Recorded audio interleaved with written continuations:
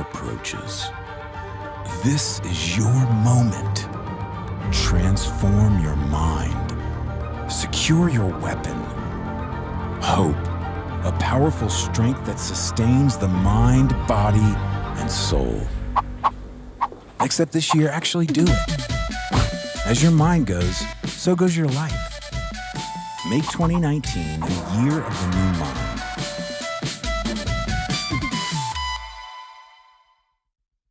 Hey, welcome to Crossroads. My name is Kyle. So glad you're with us. No matter who you are, no matter what you believe, you're in the right place today. We are continuing on in a series that we started last week called New Mind. Because here's the thing about 2019, this new year that we're in, is you and I will go wherever our mind takes us. And so in this series, we're going to engage about where God might want to take us in 2019. And we're going to start off with worship. And I want to encourage you, one, sing out loud with these songs. You've never tried that before. But two, engage your mind with these words, because my hunch is there's a new place that God wants to take you this year. We're so glad you're with us.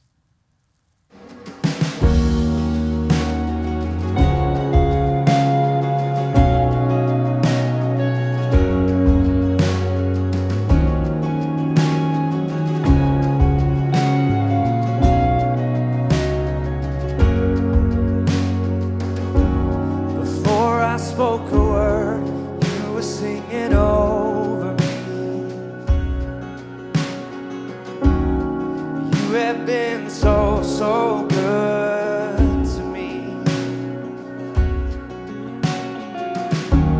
Before I took a breath, you breathed your life in me. You have been so, so kind to me.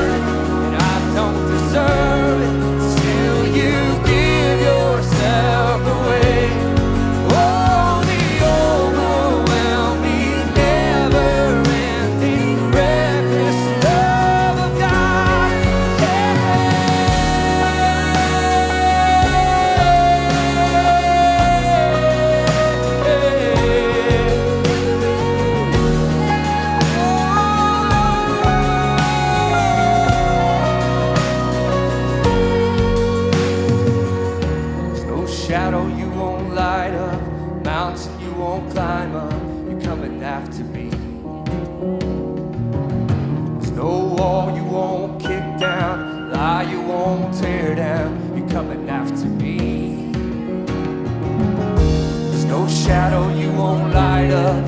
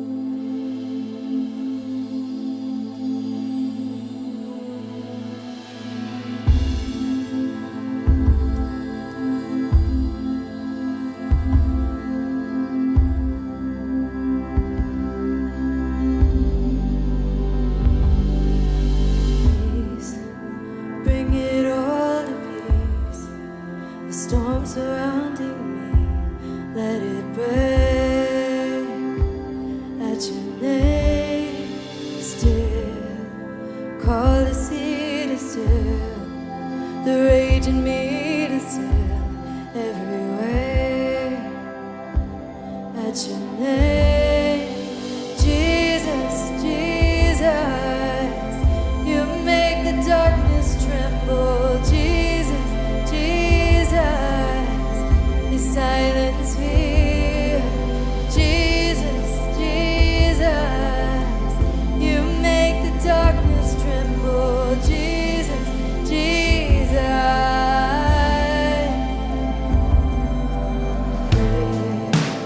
Call these bones to live. Call these lungs to sing once again. I will praise Jesus, Jesus. You make the darkness tremble. Jesus, Jesus. You silence fear. Jesus, Jesus. You make the darkness tremble. Jesus, Jesus. Sing his name, Jesus. Oh, Jesus, Jesus. You make the darkness tremble. Jesus, Jesus. You silence fear. Jesus, Jesus. You make the darkness tremble. Jesus, Jesus. Sing it out, your name. Your name is a light that the shadows can't deny. Your name cannot be overcome. Your name is a light forever lifted high. Your name cannot be overcome. Jesus, Jesus, you make the darkness tremble. Jesus, Jesus, you silence fear. Jesus, Jesus, you make the darkness tremble. Jesus, Jesus.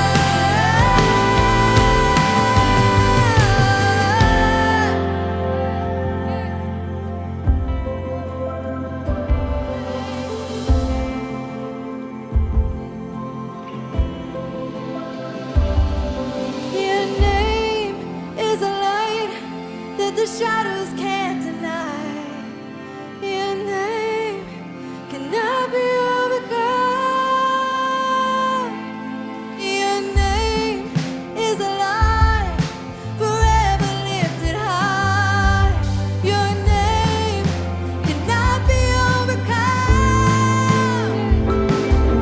Your name is a light that the shadows can't deny.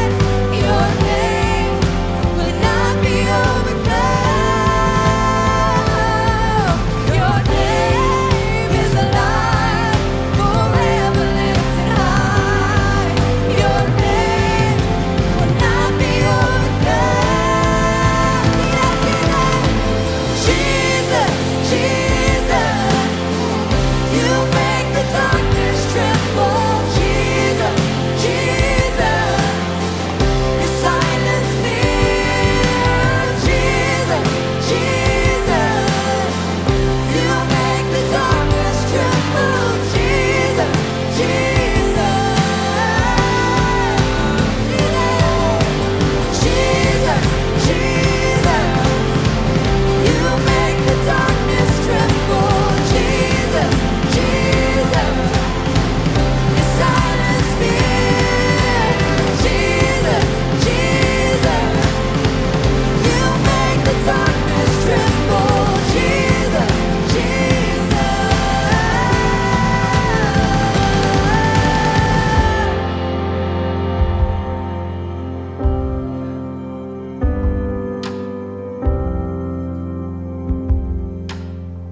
Father, I take a deep breath to breathe that truth in. We praise you because I don't have to beg you to come in and do those things. You do them by your very nature, by just who you are. You walk in to darkness and it flees. And so we lift hands, we lift our hearts, our minds, our everything to you because you are King and you are worthy. Thank you for loving us like you do. We pray this all because of who we see God to be in you, Jesus. Thank you. Amen. You sound beautiful. Thank you for singing with us. Yeah. Hey, before you have a seat, make this place a little smaller. Turn around and say hi to somebody.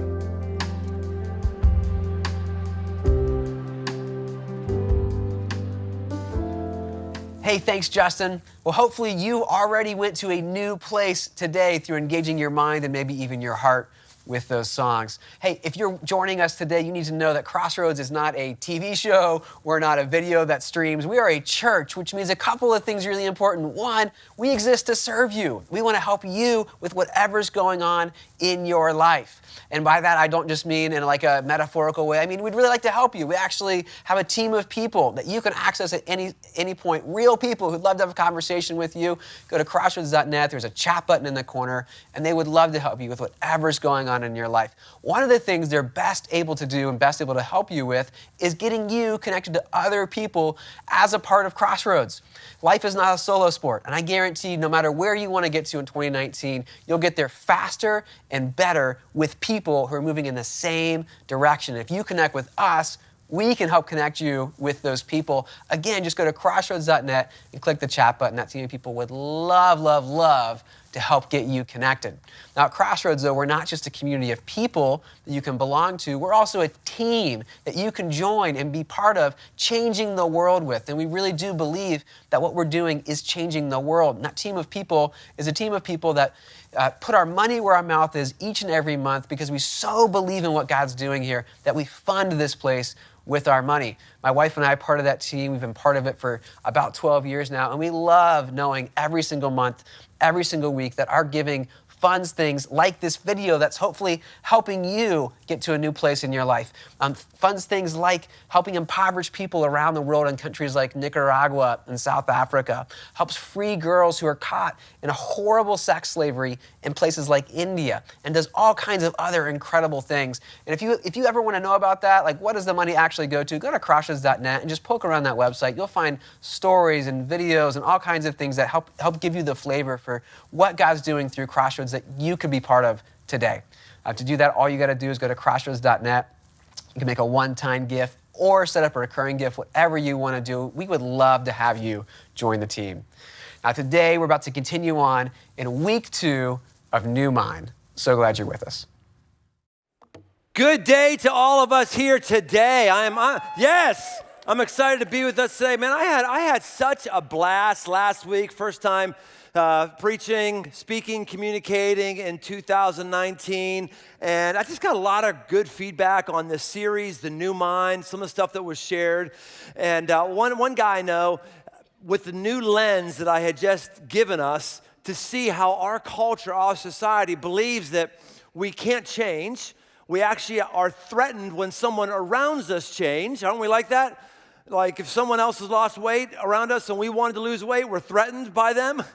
If somebody else has read a really deep book that we haven't read, we feel threatened by them. And I feel like we don't want people around us to do any changing because then we might actually have to change. It's like there's this agreement in our culture. And so we have phrases like, you be you, don't change the way you are, be true to yourself. You can't be expected to be any different than who you are, which all assumes that change is impossible. So my friend, after that talk, sent me this a screenshot of a pair of underwear, the marketing material for it. He had just gotten it as a gift. And the tagline is, be true to yourself. Stay the same way you are. First of all, that's gross for an underwear company to not be into change. You know, I mean, if you're an underwear company, you got to be into change at least every 24 hours. Am I right? I mean, that's just weird. Stay the way you are. I want to tell you today, I do not want you to stay the way you are. I do not want you to be true to yourself. I believe that there's a different and better version of you that's on the other side of where God wants to take you to. I believe that entirely, and I even believe things that are in your mind, mood issues that you may have, ruts in your thinking, I believe those things can be changed by the power of God and by the power of implementing the right thing at the right time. So let's pray before I go any further. God, thank you for today and for your patience. You are patient. You are patient, God, because I know there's things that you've wanted us to change, but we haven't been willing to change, or we didn't think that we could change. Help me today to talk about your transcendent truth, the truth that the brain is an amazing thing, and you've blessed us with faculties that are beyond the abilities of any other created thing in all of the world and all of time.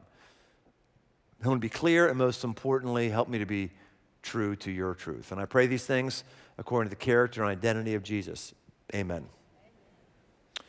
Well, 2018 was a year where our social media feeds were filled with stories of anxiety, stories of depression, stories of suicide. High-profile people that we have known and perhaps loved from afar in America in 2018 went away. And that's just the big name ones. That's not the ones that you know personally or that you actually know of. The issue of mental health is a screaming issue of our time. It's not going away. It is here to stay. It has been here for a while. I actually believe it's getting worse, and I'll tell you why in a little bit. According to the Anxiety and Depression Association of America, more than 1 in 10 Americans take antidepressants, the primary type of medication used by people ages 18 to 44.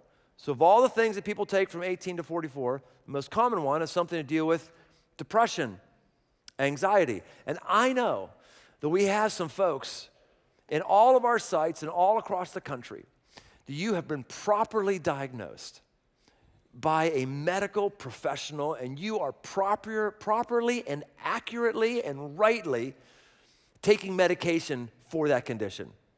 I would have no more problem taking medication for a mental illness than I would taking medication for the flu or any other thing. And I want to look beneath the veneer of the mental issues that are increasing in our culture. And I don't mean just those of us who have a verifiable clinical condition, but I mean all of us who have to deal with the mind, which is every last one of us. Part of Crossroads, who's a hardcore volunteer around here, a doc, a psychologist, just gave me like a minute of some wisdom I want us to just resonate with before we go any further today. It is totally possible to change your mind, and what it takes is a ton of repetition to work on your mind and renewing your thinking. Especially with depression and anxiety, we can have distorted thinking and some faulty beliefs that are at play, and those can be worked out and corrected. So it's a matter of being aware of where your brain goes when it goes into that depressive place or into that anxious place. And with anxiety, you're usually predicting the future, and with depression, it can come from either the future or the past or even the present. But just being aware of where your brain is going, capturing it, and there's no beating yourself up over it aloud. It's just a matter of recognizing it and then answering the question, what's true right here, right now? Right here, right now, what do I know is true? And with repetition, you actually literally rewire the neural connections in your brain. And so what you end up doing is creating a new thinking pattern, which is what we're looking for relief. So there definitely is hope. We have lots of things that can be used to help people deal with this. Good stuff. Let's review where we were yesterday with our little garden experiment. Here we have not olives and a ginger root. Here we have what's known as the old brain or the reptilian brain. It's the brain stem. It's the inner brain. These are our eyeballs. We also have ears that all come directly into this thing. This is our instincts. This is our responses to stimuli. This is why when we lean on a stove, we feel our reptile brain kicks in and we move our limbs without having to think about it. This is why when I smell Armor All, I don't ever have to go, Armor All. What is Armor All? I smelled that. The moment I smell Armor All, I'm reminded of a 1974 Chevy Vega, the very first car that I owned. There was a piece of garbage, and I rehabbed the thing, and I would Armor All the snot out of the inside because the only thing that was nice about the whole car was the Armor All. So this day when I smell Armor All, I'm in a 1974 orange Vega in the year 1983. I don't think about it. It's instinctual right here. And what we looked at is we have the ability to not act as instinctual reptiles, to not only be going by impulse, but God has blessed us with what scientists would call, or neurologists would call the new brain, or the brain that mammals have, the mammalian brain. This is the brain that can process. This is the brain that can, when stuff comes into our stimuli, we can have parts of this brain go, ho, ho, ho, whoa, whoa, whoa, before you start moving your limbs. Just stop for moments. Stop. You don't have to give in to your urges. Just hold on. And so this passage in the book of Romans chapter 12, it's almost like the author was writing about what we know about the neuroplasticity of the mind long before they even knew the term neuroplasticity. Neuroplasticity, the idea that you can literally and physically change your brain. When we talk about having a rut in our thinking, people have been talking about a rut in their thinking for a long time. I'm in a rut. Even long before we knew that this is literal ruts happen in our brains. There are chemicals that course through our brain, forming synaptic connections, and there's little electrical charges. And the more we think on something, the more those chemicals go a certain way, and they actually form, if you will, the essence of a channel, a rut, a trough in our brain, and our chemicals want to rush down that trough again and again and again. So you keep thinking on something, you keep fixating on something, you keep doing the same thing again and again and again and again and again. It's easier and easier and easier for you. And so we say, man, it's just the way I am. Well, yeah, it's the way you are because we've created ourselves that way. That's just a scientific fact. And when Romans chapter 12, verse 2 speaks, it's almost like it's using the science of today. Here's what it says. Do not be conformed to this world, but be transformed by the renewal of your mind, that by testing you may discern what is the will of God, what is good, acceptable, and perfect. The renewal of your mind. You can renew your brain to think differently. You can renew your brain to have it yourself feel differently. You can physiologically change the chemical patterns in your brain and in my brain. That's what medication does that's needed for extreme situations. It forces the chemicals to go in a different way. It messes with the chemistry up there. It's amazing how many things habitually all of us do. Just habitually, don't even think about it. Like if you're in the tri-state area, Ohio, Kentucky, Indiana, you habitually get freaked out by white death that I used to know as simply snow. No, it's white death here. Now, I've talked about this before. I talk about this every year since I've been in Cincinnati. It's a weird thing, but I'm going to say it again because we're not getting it. The chemicals have corroded a rotting canal in our brains. Let me tell you something. Just because it's going to snow a little bit doesn't mean you need to go to Kroger to buy eggs and milk and batteries. Seriously, like the traffic jams outside of Kroger on Friday were ridiculous. Utter ridiculous. And I know, I don't care who says it's not true. I know. I absolutely know. The Kroger pays off local meteorologists. You watch. Kroger stock hasn't been doing all that well. This quarter, it's going to do great. It's going to do phenomenal. And let me ask you something. All the times that you've done that, have you ever gotten to day 2 and said, oh my gosh, I need more eggs? It's day 2 and I don't have any eggs. Have you ever gotten to day 2 and said, oh my goodness, I didn't have anything else to drink. I exactly needed to drink from a cow. Why didn't I have more milk? No, it's never happened. You have never had a weather situation ever in your life ever cause you to not have nourishment. Never have. But yet, we're like, okay, snow, I must go to Kroger. Now. This is a rut in our thinking. I actually think it's a rut in what's the favorite pastime of Americans, which is fear. We are not the land of the free, we're the land of the fear. We don't know what to do unless we're afraid of some boogeyman that's actually right around the corner.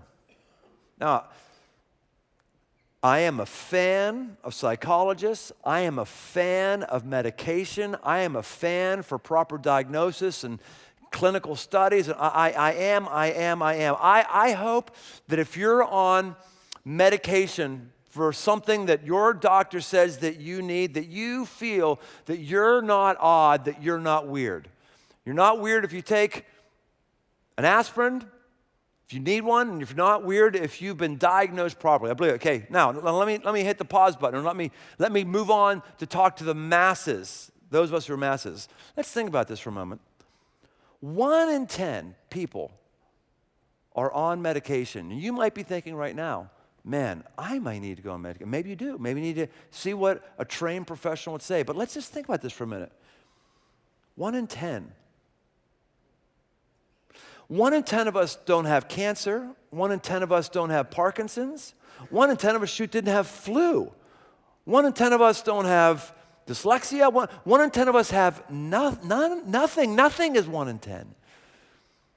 Yet 1 in 10 of us are, I believe, maybe doing something that may be giving us relief, but maybe there is another way. All of us need to be interested in our mental health. All of us have mental health issues. If you don't believe that you can change, you have a mental health issue. If you believe this is just who I am, it's a mental health issue. I want to be mentally healthy. I want to be physically healthy. I want to be able to carry on my life. I want to be emotionally healthy, to feel the things I need to feel, and to be angry at the appropriate time, and to be joyful and happy and laugh at the appropriate time. I need to be relationally healthy with my friends, and I need to think about all those things. How do I make sure my health sectors are all handled? And mentally, I need to be mentally healthy and mentally strong. Suicide rates have risen 30% since 1999, making this a national crisis. Think about that. Since 1999, suicide rates have gone up 30%. Nothing has gone up 30% since 1999, save for perhaps opioid use or something like that. And this is industrial cleaner difficulty here, taking our life. Friends, something is wrong with our health. This, even despite more of us taking medication than ever before, our suicide rate keeps going up. We're not a mentally healthy people. We're not. One of the stories that I've told a number of times at Crossroads, I'm not going to tell it today, but it's one of my favorite stories I would tell my kids, and I've preached on it at least 3 times here over the last 22 years.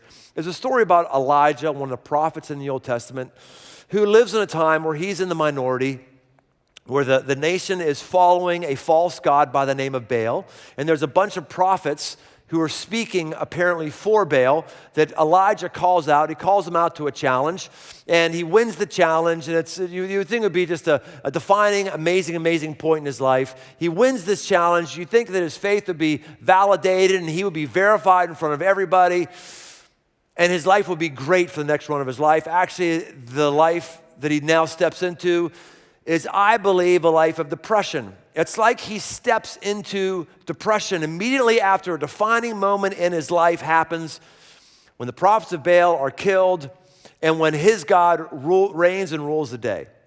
So we're going to pick up the story from here on with Ahab, who's the king, the corrupt king, and his wife Jezebel, who's the corrupt queen. And they say, we're going to kill you.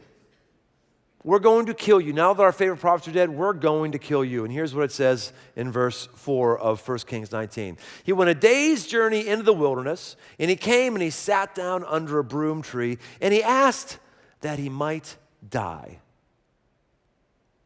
He said, "It is enough now, O Lord, take away my life, for I'm no better than my fathers." And he lay down and slept underneath the broom tree. Now, if this isn't depression or clinical depression, it's certainly what I felt a number of times, just a sense of lethargy, a sense of being just like bummed out, a sense of lifelessness. And suicide wasn't a big thing in that corner of the world in that time period, but he basically has a suicidal thought here. He says, "Lord, take away my life. Take away my life." This is a guy who's in depression. This is a guy who is traumatized. This is a guy who's just lost the spark out of his life. This is a guy who right now is not mentally healthy. Whenever I feel lethargic, I don't want to use the term depression at this point going on, but I want to reserve the term depression as a clinical word when medicine may be the appropriate term. So I'll just say when I'm feeling low, or when I'm feeling lethargic, I'm feeling bummed, I'm feeling a bit not myself, I realize, okay, I'm not thinking something right. It could be something different. There are such a thing, not to freak you out, there is such a thing as demons. There is a different spiritual realm. This is not about that. So I want to validate that happens, and something weird can be happening there, but I can't control that realm so much, but what I can control, I can control my mind, right? Because Romans says I can renew my mind. So I go, okay, what's this? And I go through a 7-point checklist. I want to give you that checklist today. Whenever you're feeling like, just go through this checklist. First thing I do is I go, I ask myself, do I expect pain to come my way? Do I expect pain to come my way? Because sometimes if I feel like pain isn't going to come my way, then when I get it, I'm like, oh my gosh, this is awful. One of the things I can't stand is disgusting to me is what's known as the health and wealth gospel, the prosperity gospel, the idea that, if you do certain things and you give money to God and you separate your recyclables, whatever the good things are, if you do all these good things, then God is going to bless you, you're going to prosper, you're going to be healthy, and you're going to be wealthy, and all is going to be good. I hate that. Hate that. For starters, Elijah is not prospering right now. He's wanting to die. He's alone. He's not here. So what did he do wrong? What did he do? He just stepped up for God and put their false prophets in their place. What did he do? How about all the greats of the faith that have been nailed to crosses, that have been bled to death, that have boiled to death? So all these greats, and they weren't really healthy and wealthy, and they weren't prospering? Well, no. I have to say, okay, if I'm feeling, I just remind myself, okay, pain is a part of this world. Do I expect pain to come my way? Jezebel sent a messenger to Elijah, said, "So may the gods do to me and more also, if I do not make your life as the life of one of them by this time tomorrow." Then he was afraid and rose and ran for his life. Yeah, I think you'd be afraid too if the most powerful woman that you knew in the world said, "Today, by now, you will die." He's up and he takes off. Maybe Elijah had forgotten that this prophet thing sometimes came with pain. Maybe he was surprised by this. Maybe, I don't know. Maybe he thought that, hey, now that I did this, everything's going to go. Hey, I have to remember, pain is going to come my way. Jesus actually promises this. In the book of John, chapter 16, 33, Jesus says, "In the world, you will have tribulation." Jesus says, in this world, you will have pain. I got a little cut just when I was putting together my little art project earlier on here, and I was taking scissors to cut out the stem here. And what do you know? Scissors shouldn't be used on cauliflower. I stabbed and sliced myself. I've been bleeding all over this. It was wet before. It looked like I had urinated on myself, but I trying to get the blood out. I'm like, do I go, oh my gosh, I got blow. How does this happen to me? No, I go, no, I should expect that if I use scissors to cut through a cauliflower, I'm going to get hurt. And I should expect that if I'm on planet Earth, pain is going to come my way. And so whenever I'm feeling it, I go, had one of these just last week. As you know, if you were around Crossroads in November, December, we say the same thing we do every November, December. We say, hey, we're a nonprofit just like any other nonprofit. Year-end giving is really important, yada, yada, yada. And the numbers finally came in, and the numbers were not good. Numbers were not good. And like not good, going to be doing some changes around here, right? I don't know if you'll experience them or not, you'll notice it, but I will definitely notice them. And do I go, when that comes in, when I found that out, I wasn't bummed at all. Now, I don't like the news, to be clear, but oh my gosh, the budget, we didn't come under budget. Oh no, I'm going to die of starvation. Oh no. What? It's yeah, if you are part of an organization that has a budget, it happens every once in a while, you don't hit budget. You expect it. So changes will be made, and on go with life. There's no need to oh, how could this happen? Oh my gosh, it happens sometimes. It's no big deal. Pain comes our way, whether it's an organization or in our own personal life. The second thing that I do whenever I feel lethargic, less than, bummed, weighed down, I ask myself, are the right messages getting into my mind? Are the right messages getting into my mind? Because the world is giving all kind of messages to get in my mind. Messages like, if you don't own certain things and you're less than a somebody. Words like, be afraid of this person over here who isn't like you. Be very, very afraid. Messages like, you're not that important because, this is all just evolution. There wasn't any creator that was a part of doing anything of this, and so really, you're not special at all. There was cosmic goo and there was you. You're not special at all. Messages like, they did that to you, my gosh, you ought to take vengeance on it. All these messages are hurtful for our brain chemistry. All these messages, we ever wonder why we're getting less and less happy when these are the messages we get all the time? And so when I'm feeling down, I'm going, okay, am I filling my mind with these messages, or what some people refer to as ants? Ants. You know what ants is? It's an automatic negative thought.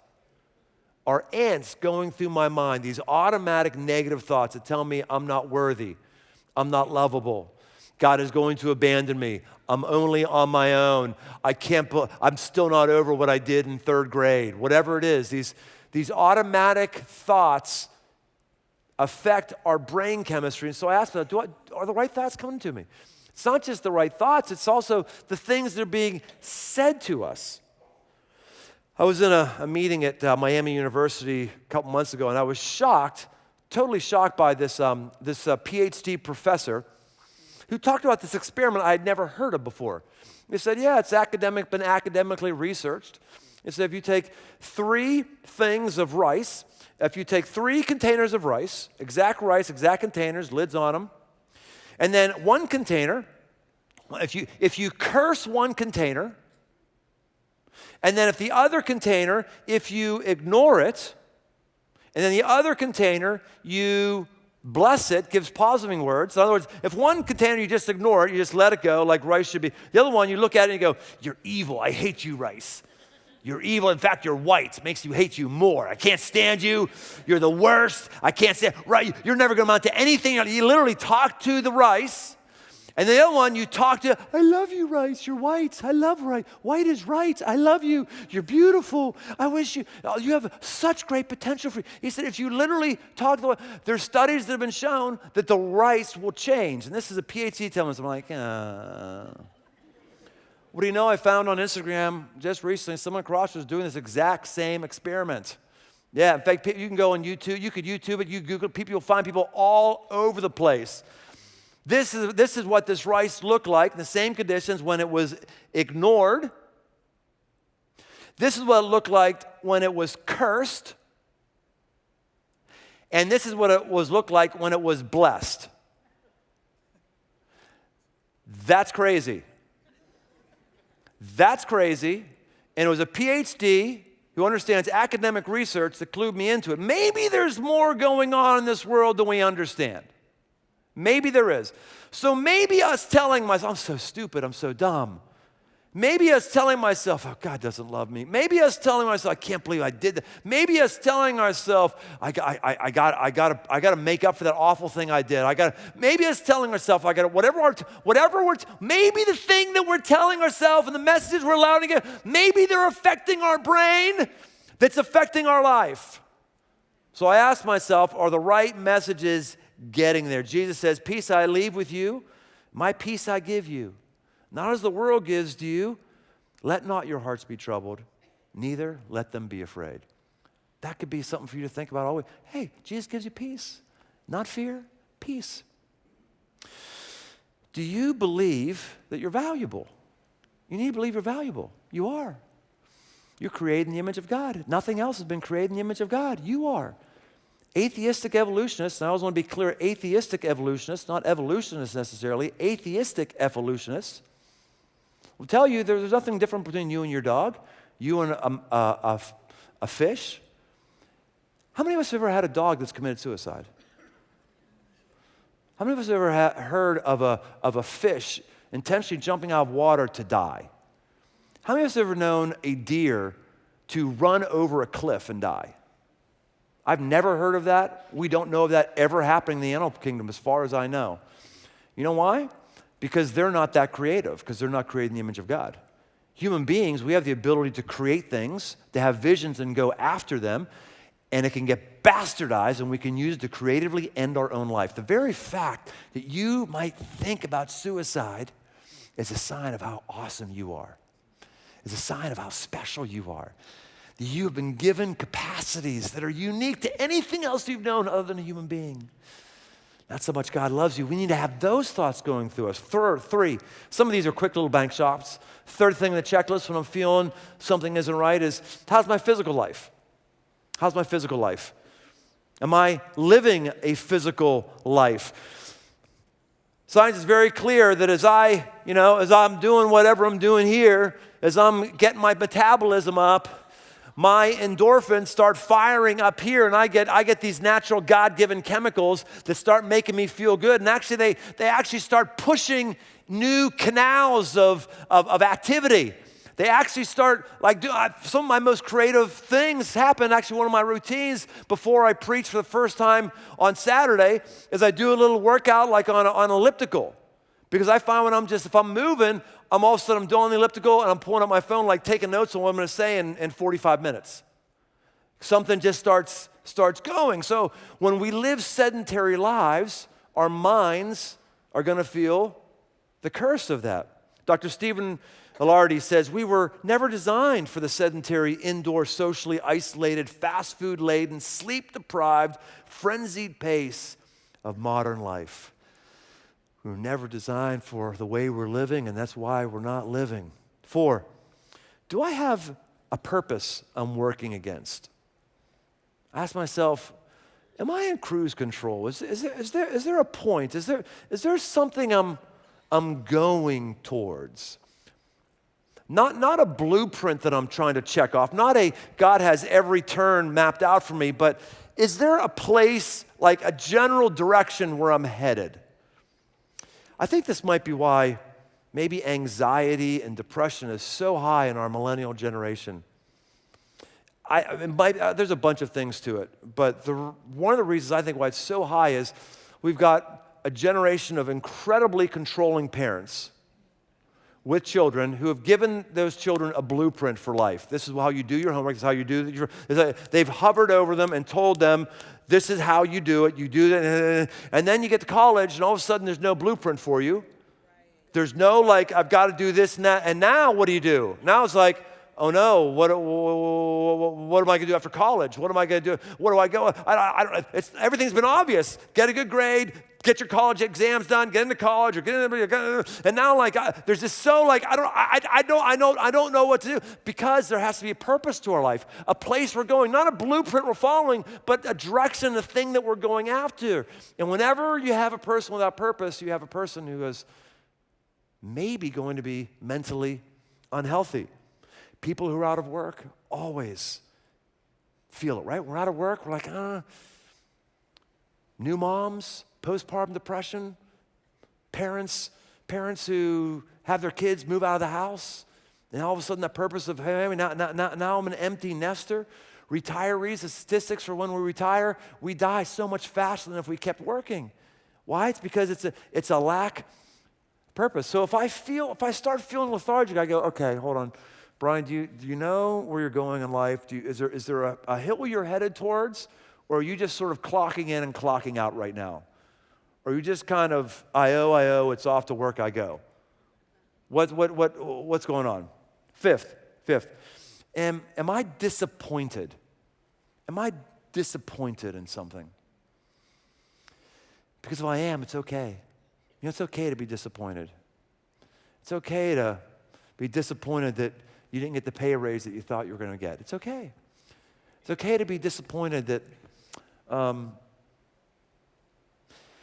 your friend said something to you that was very, very hurtful. It's okay to be it's okay to be disappointed at the health prognosis that comes up to you. But the disappointment isn't necessarily a means of unhealth. Being disappointed and feeling that disappointment doesn't mean something's wrong with your heart or with your brain. It just means, hey, this is disappointment. I'm disappointed. And so I need to give myself some time to feel crappy because it's okay. It happens sometimes and I don't want to ignore it.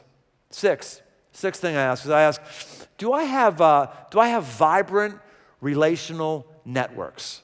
Do I have vibrant relational networks? I believe the number one epidemic in our country is not opioid use, it's not obesity. The number one epidemic that's killing us is isolation. It's lack of relational connections. Now, when Elijah is in the midst of his funk, look how he processes with God. He says this, I've been very jealous for the Lord, the God of hosts. For the people of Israel have forsaken your covenant. They've thrown down your altars. They've killed your prophets with the sword. And I, even I, am left. And they seek my life to take it away. Now, I'm not sure if Elijah is blowing things out of proportion by saying he's the only faithful one around, or if he actually was true. Either way, this guy was relationally disconnected. This guy didn't have a vibrant relational network to lean into. This guy didn't have somebody who would go to and said, dude, I'm feeling like freaked out here. He didn't have anybody. He didn't have anybody who was coming around him and nurturing him. And again, I don't know if that's because he really was the only one or if he had deluded himself and he was living isolationist. Either way, my point is this. When I'm feeling like, okay, what's wrong with me? I feel like I could do something crazy, or I feel like I could do something really like just sleep for 2 days, or I feel like I feel this like pit in my, I go, okay, am I feeling alone right now? Is that my problem? We put a lot of time and resources here at Crossroads to try to make it possible for you to not feel alone, for you to not be alone. So I want people to get in groups. We want you to have a regular, repeatable rhythm. I have Thursday mornings with one group I'm in, and then I have another group of couples that are same life stage with my wife and I on Monday nights. And those are just two of my relational touch points. I have many others as well. Two of them that are just there so that I can interact.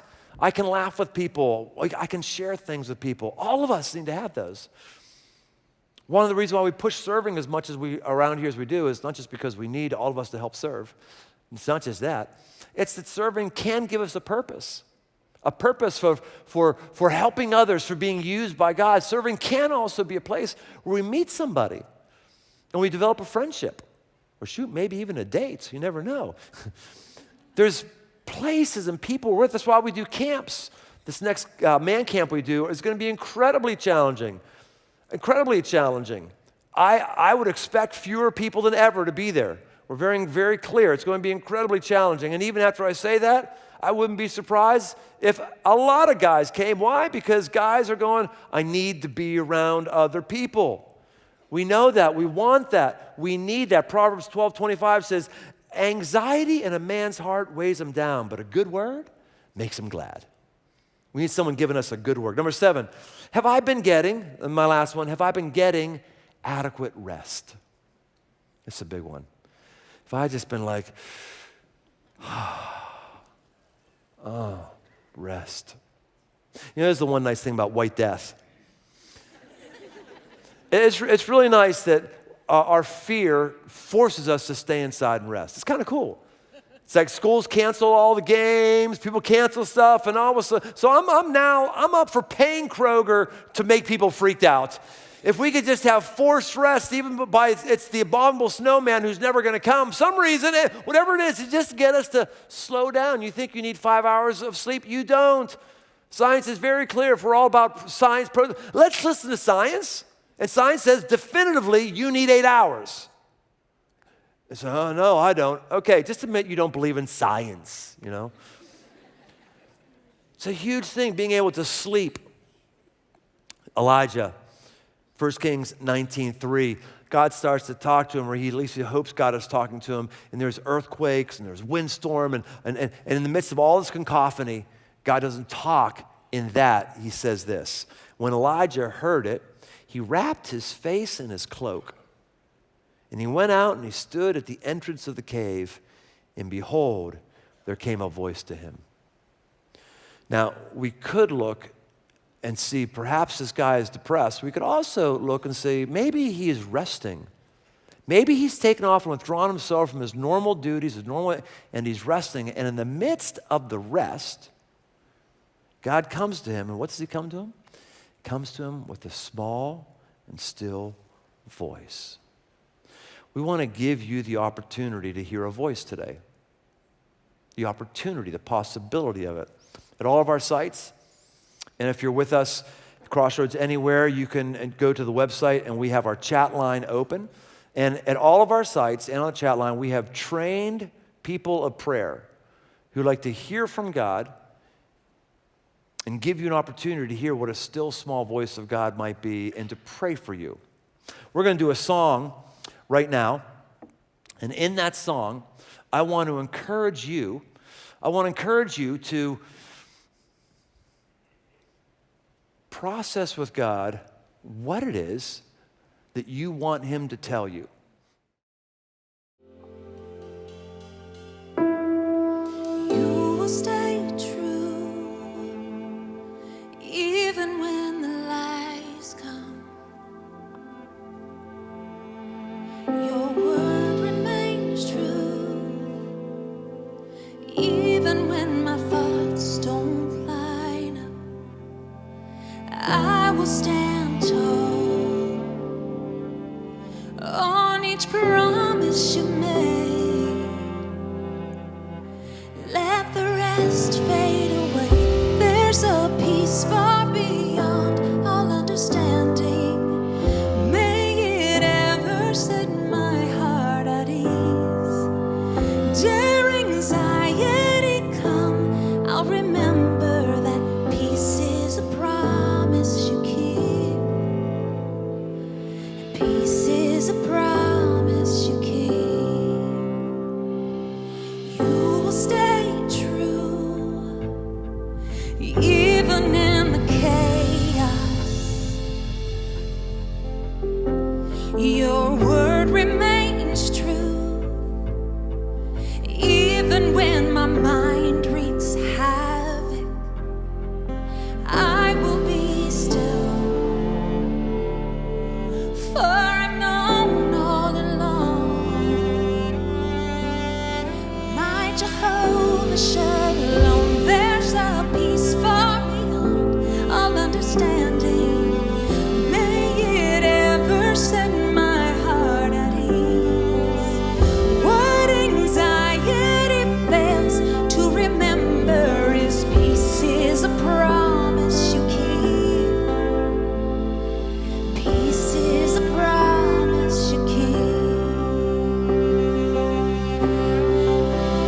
You are peace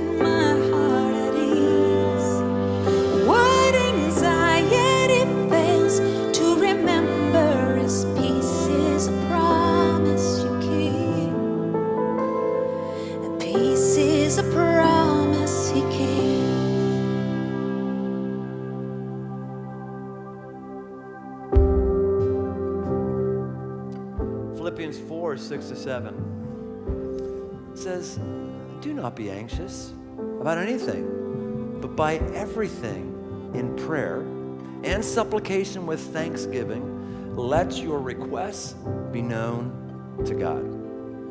And the peace of God, which surpasses all understanding, will guard your hearts and your minds in Christ Jesus. Let's have all of our prayer folks take their stations right now. And whenever you're ready, just go up to that person and say, I want a new mind and God, I pray that your peace would rule and reign in the minds and hearts of all who receive prayer today. Amen. Well, hey, this is for all of us because the truth is that we could all use help getting to a new spot. We are ready right now to pray with you. All you have to do is go to crossroads.net and click the chat button. Can't wait to pray with you. Have a fantastic rest of your week.